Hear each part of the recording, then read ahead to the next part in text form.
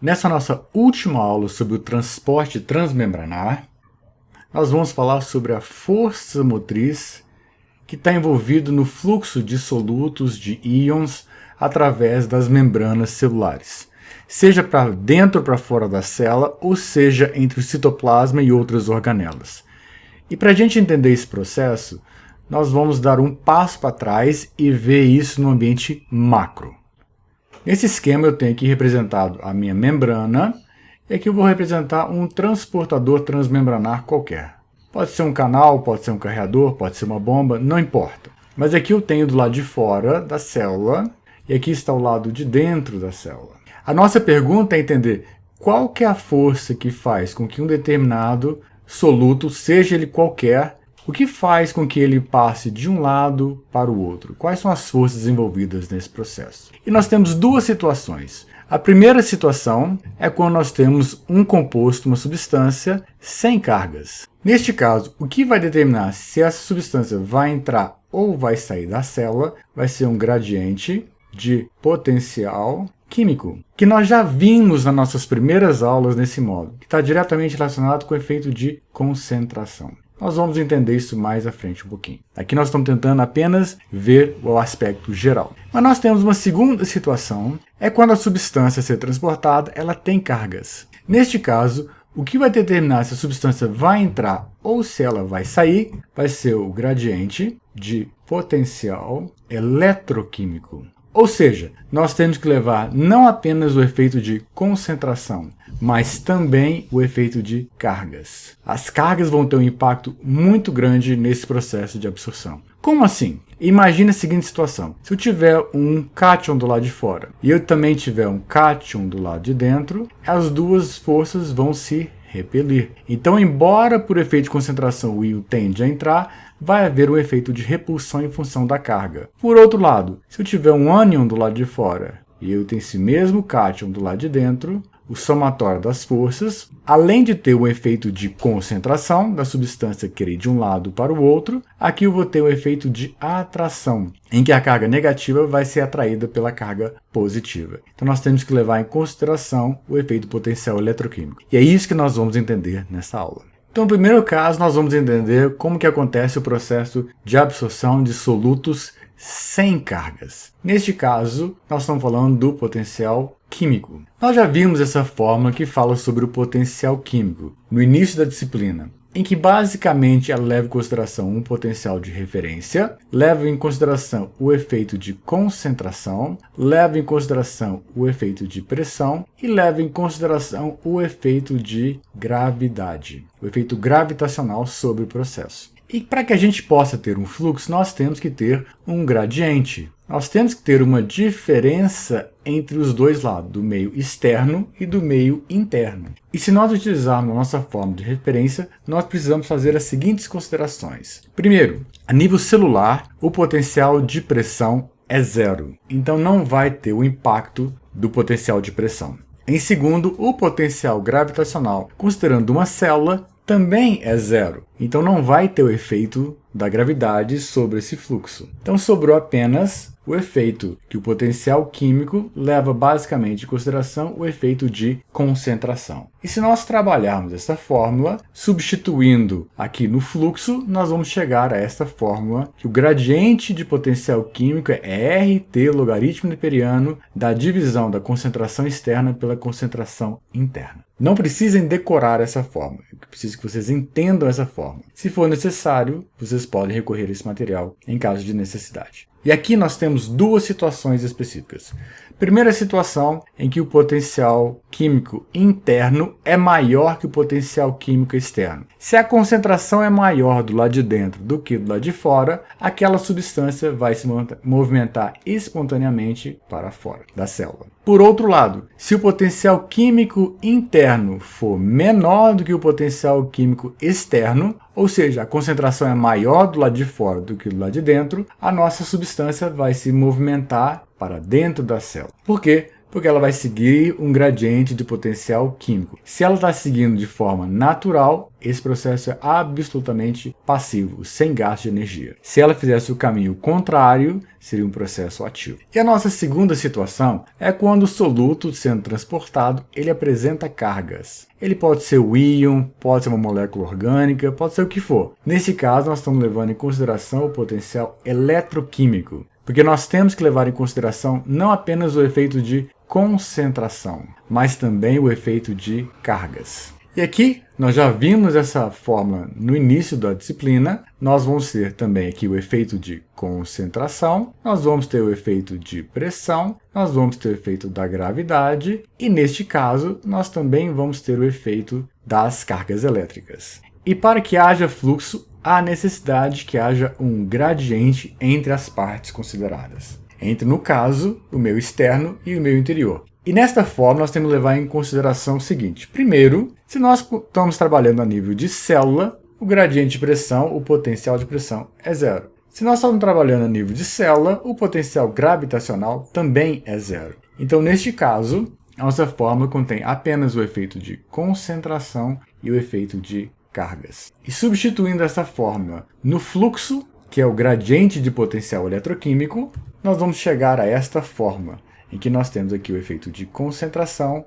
e aqui o efeito de cargas, numa condição de gradiente. Não precisem decorar essa fórmula. Se for necessário, vocês voltem aqui e chequem esse material. E aqui está a explicação em detalhado do que cada um deles é. Simplesmente repetindo, aqui nós temos o efeito de concentração, essa atividade é a própria concentração, e aqui o efeito de cargas. Resumindo, quando nós temos moléculas que são neutras, ou seja, elas não têm cargas, podem ser polares ou apolares, a força motriz é o gradiente de potencial químico. E ela pode ser passiva ou ativa, a depender de que forma que essa substância está se movendo, a favor ou contra o gradiente. Por outro lado, se nós estamos trabalhando com moléculas que têm cargas, com íons, cátions e ânions, ou moléculas orgânicas que têm cargas, nós temos que levar em consideração o potencial eletroquímico. E da mesma forma, pode ser passiva ou ativa, se ela está indo a favor ou contra aquele gradiente.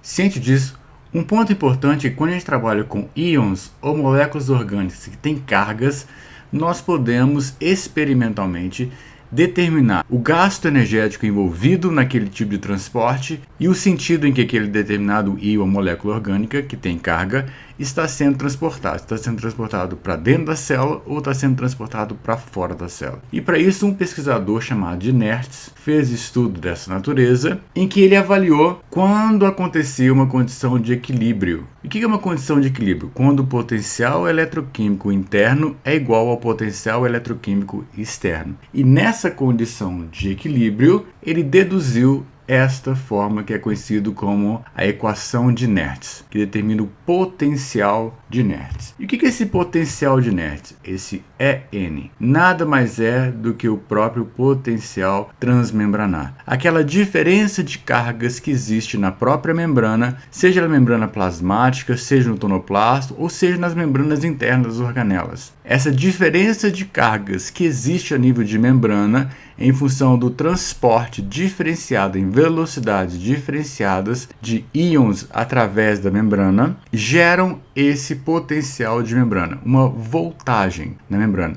Uma voltagem igualzinha à voltagem que você tem numa tomada, em que você tem a parte positiva e a parte negativa. E se você encostar na tomada, você toma um choque. Na célula você não vai tomar um choque, mas ela gera essa diferença de voltagem entre dois lados da membrana por causa dessa difusão diferenciada de íons através da membrana. E esse potencial transmembranar é extremamente importante no processo de transporte de moléculas carregadas eletricamente. E não é da ordem de voltagens como nós temos na tomada, não. São milivolts, voltagem extremamente baixa. Numa situação em que uma pequena diferença de concentração de íons entre os dois lados da membrana já é o suficiente para gerar esse potencial transmembranar. E essa equação de Nertz leva em consideração diversos desses fatores que nós não vamos deduzir aqui. Leva em consideração, por exemplo, a temperatura do processo. Leva em consideração as concentrações internas e externas. E leva também em consideração as cargas envolvidas naquele daquele processo. E essa equação de Nernst, portanto, ela nos auxilia na determinação deste potencial transmembranar, que, como nós já dissemos, ele é em função do gradiente de cargas que existe nas membranas celulares, considerando o lado externo e o lado interno, seja de qual membrana for. E ela é extremamente importante para o metabolismo celular, porque é ela que vai regular diversos processos que acontecem a nível de membrana, principalmente relacionado com o transporte através da membrana. E esse potencial transmembranar, esse potencial de Nernst, ele pode ser determinado experimentalmente, como foi feito nesse experimento com células de ervilha. E o que foi feito nesse experimento? Nós temos aqui no eixo X, nós temos o tempo, e aqui no eixo Y nós temos o potencial de membrana. E o que eles observaram? Observaram que quando naquele meio em que as células de ervilha se encontravam era adicionado cianeto, havia uma diminuição drástica em termos de potencial transmembranar. E era um processo rápido. Por outro lado, quando o cianeto era removido, ou seja, as células eram transferidas para o meio sem cianeto, o potencial transmembranar voltava a crescer. E o que eles concluíram com isso? Sabe-se que cianeto ele bloqueia a síntese de ATP nas membranas. Portanto, o potencial transmembranar, esse potencial de membrana, esse potencial de Nernst, qualquer uma dessas formas está certo de falar, ele não depende única e exclusivamente da diferença de cargas que surge em função da difusão diferenciada de íons através da membrana, mas também ele está altamente relacionado com a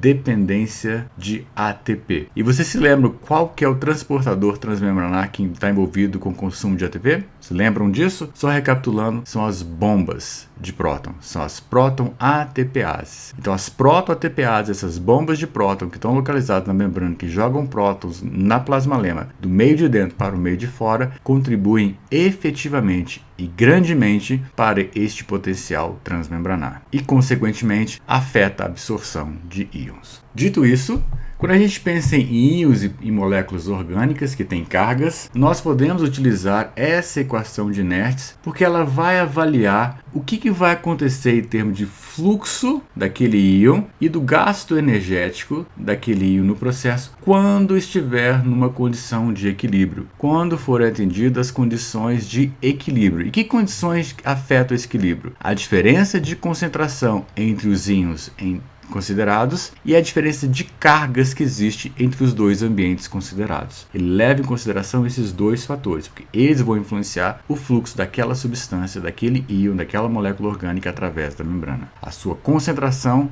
e a sua carga. E como que a gente utiliza isso do ponto de vista experimental? O potencial transmembrana ele pode ser medido. É como se eu pegasse um voltímetro e colocasse, ao invés de colocar na tomada, eu colocasse ele na célula. Eu posso perfeitamente fazer isso, só que não é um voltímetro, é um microvoltímetro. Então uma parte dele vai ser colocada dentro da célula e a outra parte vai ser colocada na sua solução onde é que aquela célula se encontra, na verdade aquele tecido, e nós vamos medir essa voltagem. Então nós temos um valor experimentalmente observado. Com isso, nós também podemos experimentalmente saber quais são as concentrações externas, ou seja, a concentração da solução, e quais são as concentrações internas. Como é que eu faço isso? Eu pego aquele material e mando para um laboratório para quantificar. A solução eu preparei, então eu sei quanto que tinha. Se eu não souber, mando para o laboratório, eles quantificam. E as células eu faço a mesma coisa. Eu macero as células e utilizo processos bioquímicos de quantificação daqueles nutrientes que me interessam dentro daquela célula. Então eu tenho esses valores que são valores que foram observados experimentalmente. Um terceiro passo é que, utilizando a equação de Nernst, eu posso calcular qual que era a concentração interna que seria esperada numa condição de equilíbrio. Lembre-se que na equação de Nernst ele leva em consideração quando as forças de efeito de concentração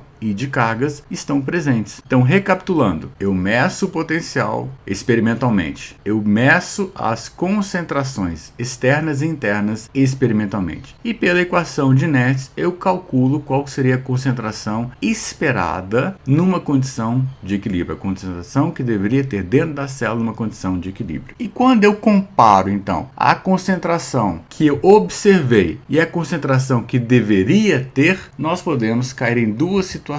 A primeira situação é quando a concentração observada for muito semelhante à concentração calculada. Nessas condições, nós temos um transporte passivo. Por outro lado, se eu tenho uma concentração observada for diferente da minha concentração calculada, neste caso eu tenho um transporte ativo. Vai ser em fluxo ou efluxo, ou seja, vai ser para dentro ou para fora, dependendo da comparação nominal daquelas concentrações observadas. Vamos pegar isso aqui agora e vamos colocar isso numa tabela e vamos trabalhar esses dados que vocês vão compreender com muito mais facilidade tudo isso que a gente está falando. Lembrando-se que eu vou ter que sempre comparar esses dois parâmetros, a concentração observada e a concentração calculada. Se a concentração observada for semelhante à concentração calculada, então está numa condição de equilíbrio e o transporte foi passivo. Se a concentração observada for diferente da concentração calculada pela equação de Nernst, neste caso eu tenho um transporte ativo, vai ser em fluxo ou efluxo numa comparação nominal de valores. Vamos ver isso na prática. Essa tabela foi feita utilizando raízes de ervilha. E vamos entender a tabela primeiro. Aqui na primeira coluna eu tenho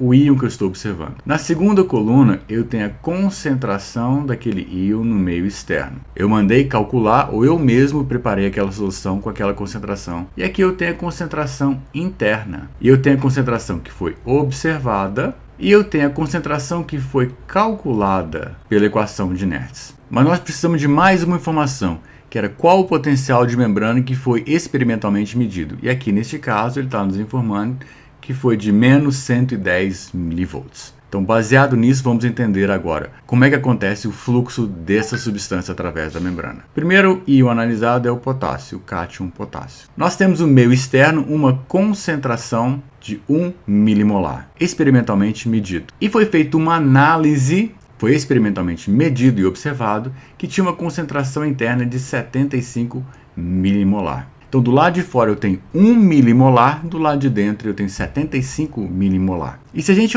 analisasse única e exclusivamente essa situação, nós sabemos que aqueles íons deveriam se migrar, deveriam se movimentar do local onde ele se encontra em maior concentração para onde ele se encontra em menor concentração. Então, na verdade, o íon deveria migrar de dentro, aqui é a concentração interna, onde tem 75 milimolar, para fora, que tem apenas 1 milimolar. No entanto, calculando a concentração prevista pela equação de Nernst, deu 74 milimolar. A concentração prevista, 74, é semelhante ao observado, 75? Sim, são semelhantes, são iguais, são semelhantes. Então, neste caso, pela equação de Nernst, o transporte é um transporte passivo simples por difusão. Ah, mas não faz sentido? Eu tenho 1 milimolar do lado de fora e eu tenho 75 milimolar do lado de dentro. Ao invés do íon entrar, ele deveria sair por efeito de concentração.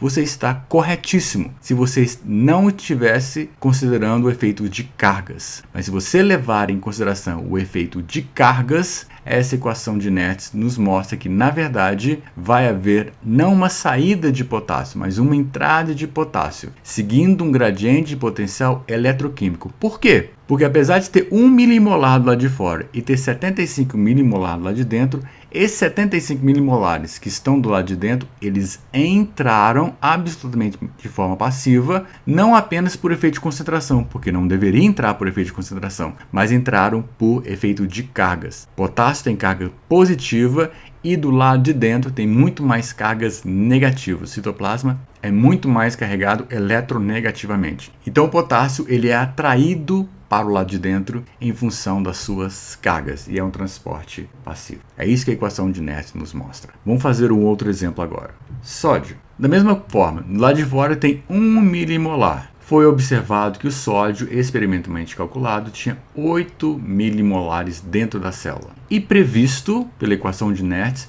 deveria ser 74. Por quê? Porque é exatamente a mesma carga. A concentração é a mesma, a carga é a mesma, a voltagem de membrana é a mesma, então o comportamento do sódio deveria ser semelhante ao comportamento do potássio. No entanto, a gente observou bem menos sódio, 8 milimolares, do que foi observado com potássio, que tinha 75. Mas vamos analisar o sódio. Tem 1 milimolar do lado de fora. Tem 8 milimolares do lado de dentro. No entanto, pela equação de Nernst, deveria ter 74 milimolares. Comparando a concentração observada e a concentração prevista, elas são semelhantes? Não, elas são muito diferentes. E se elas são muito diferentes, isso significa que o transporte de sódio é um transporte ativo. Ele é ativo em que sentido? Deveria ter 74 milimolares, mas eu tenho apenas 8 milimolares lá dentro, observado. Significa que a diferença entre eles, 66 milimolares, foram jogados para fora